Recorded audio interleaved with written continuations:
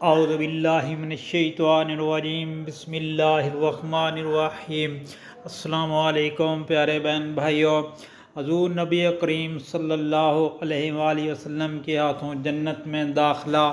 جو شخص روزانہ صبح کے وقت یہ دعا پڑھے گا، نبی پاک صلی اللہ علیہ وآلہ وسلم اس کا ہاتھ پکڑ کر اس کو جنت میں داخل کرائیں گے۔ تو دوستو، آپ نے پڑھنا کیا ہے؟ بسم اللہ الرحمن الرحیم۔ رضیت باللہ ربا وبالاسلام دینا وبمحمد صلی اللہ علیہ وسلم نبیّا۔